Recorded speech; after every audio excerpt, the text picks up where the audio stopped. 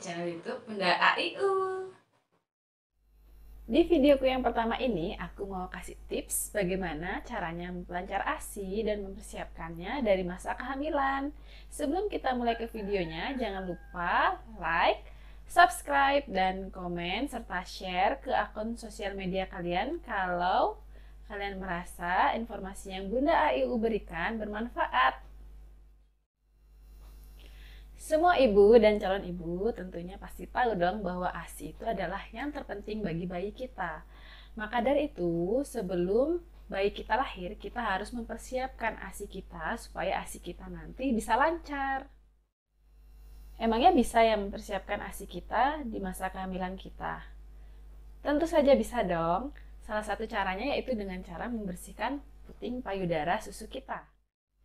Apa aja sih alat dan bahan yang kita butuhkan untuk membersihkan puting payudara kita? Pertama, kita butuh yaitu cotton bud. Di sini kita sudah persiapkan satu cotton bud.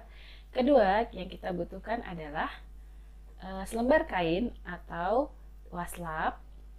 Lalu kita butuh selembar tisu dan kita butuh baby oil.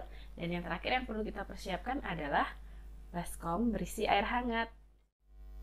Oh iya, tips yang akan aku berikan ini berdasarkan pengalaman pribadi aku. Jadi kalau nanti ada yang ragu dengan tips yang aku berikan, bisa tanyakan dulu ke bidan atau ke dokter terpercaya ya. Oke deh, kalau gitu kita langsung mulai aja ke cara-caranya. Di sini aku sudah mempersiapkan bola yang sudah aku bentuk menyerupai puting payudara supaya kita lebih gampang prakteknya ya, karena nggak mungkin kita menunjukkan yang realnya. Dan di sini kita pertama-tama mengambil baskom, lalu kita celupkan kain atau waslap yang kita sudah siapkan tadi ke dalam baskom yang berisi air. Nah, setelah kita celupkan seperti ini, kita peras dahulu sampai setengah kering, lalu kita basuhkan pada puting payudara kita seperti ini. Tujuannya adalah untuk melunakkan kotoran-kotoran yang ada di puting payudara kita sehingga lebih mudah untuk mengambil kotorannya. Seperti ini. Nah, sambil menunggu kotoran yang payudara sebelah kanan atau kiri kita lunak, kita bisa lakukan juga ke puting payudara yang di sebelahnya sambil menunggu. Lalu, setelah kita rasa sudah lunak, kita bisa mengambil baby oil, lalu kita balurkan ke cotton bud seperti ini. Nah, jika sudah seperti ini, lalu bisa kita bersihkan perlahan-lahan pada puting payudara kita seperti ini.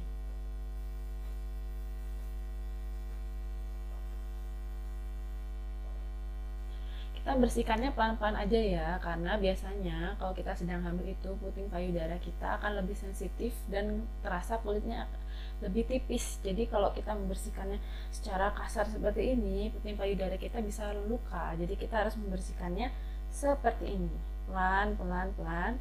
Nah, nanti setelah itu akan terlihat kotorannya biasanya akan menyerupai isi dari jerawat seperti kacang. Ada yang biasanya berwarna putih, ada juga yang biasanya berwarna hitam. Beda-beda, setiap orang tidak sama.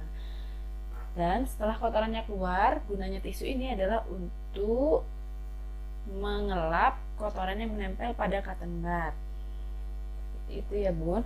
Kita teruskan, bersihkan. Nah, jika kita sudah merasa bersih pada satu bagian puting payudara, kita bisa melakukan ulang pada puting payudara yang sebelahnya, seperti itu.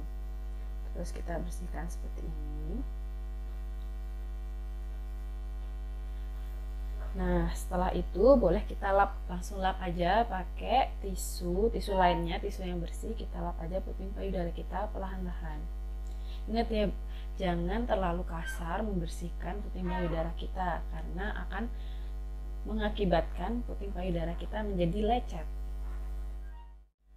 Untuk bunda-bunda yang mager nih biasanya kalau lagi hamil, contohnya aku juga dulu sih waktu lagi hamil biasanya mager, males nyiapin baskom, males nyiapin kain, males nyiapin waslap.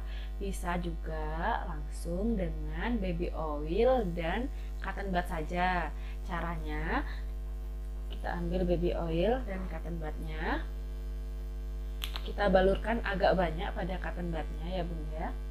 Kita balurkan yang banyak di cotton bud sampai cotton budnya basah.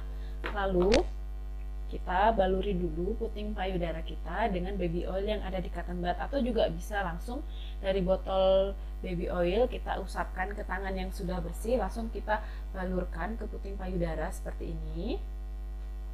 Nah, sambil menunggu kotoran di puting payudara yang sebelahnya lunak, kita lakukan juga di puting payudara yang sebelahnya. Jadi tidak ada waktu kosong ya bun ya. Kita lakukan di puting payudara sebelahnya juga. Nah, setelah kita membalurkan di puting payudara sebelahnya, otomatis kan puting payudara yang sebelahnya sudah lunak tuh kotorannya. Nah, setelah itu kita ambil cotton bud, siap deh kita bersihkan. Lebih mudah jadinya. Jadi kita nggak perlu lagi ngambil baskom, air hangat, handuk atau waslap atau kain ya. Tips membersihkan puting payudara tadi bisa kita lakukan 2 minggu sekali. Dan untuk melihat apakah ASI kita sudah keluar atau belum, kita dapat melakukan dengan cara memencet puting payudara kita. Dan cara ini hanya boleh dilakukan usia kandungan 7 bulan ke atas ya bun, supaya tidak terjadi rangsangan pada kehamilan kita, tidak terjadi rangsangan pada bayi kita. Nah, caranya adalah dengan memencet puting payudara, bukan dengan cara seperti ini. Kalau seperti ini saja tidak akan keluar air susu. Jadi kita harus melakukannya dari daerah areola kita menuju ke depan seperti ini. Kita pencet seperti ini, seret, kita pencet ke depan seperti ini. Kita pencet seperti ini dan kita tarik ke depan. Nah, nggak usah khawatir, nanti pasti ada yang berpikiran kok kayak gitu nanti kolostrumnya berkurang dong kalau bayi lahir kalau dipencet-pencet kayak gitu. Itu enggak ya, karena semuanya itu sudah alamiah terjadi dan nggak boleh sering-sering juga dilakukan. Nanti kalau sering-sering dilakukan bisa ada kontraksi, jadi sesekali nggak apa-apa ya. Aku pribadi udah ngelakuin hal tadi dari usia kandungan aku 4 bulan. Jadi di bulan keempat usia kehamilanku, air susuku sudah keluar sendiri ngerembes tanpa aku pencet. Dan di saat aku melahirkan, di seminggu pertama itu memang ASI-nya kita tidak bisa terlalu deras karena kan ASI supply on demand ya. Jadi 2 minggu setelah aku melahirkan baru deh kelihatan itu ASI-nya langsung mengucur deras. Dan dibarengin juga kita harus makan makanan yang bergizi seperti yang banyak proteinnya kayak kacang hijau, telur dan lain-lainnya. Dan biasanya sekali aku pumping aku bisa dapet 600, 700 atau 800 ml. Tapi buat bunda yang lain gak usah insecure ya, karena produksi ASI setiap orang kan beda-beda. Yang penting cukup untuk bayi kita masing-masing. Oke deh, sekian dulu tips dari Bunda AIU. Jangan lupa like jika bunda suka dengan video ini, subscribe untuk tidak ketinggalan informasi berikutnya, share jika bunda merasa video Bunda AIU ini bermanfaat, dan komen di bawah jika ada pertanyaan yang mau ditanyakan. Assalamualaikum warahmatullahi wabarakatuh.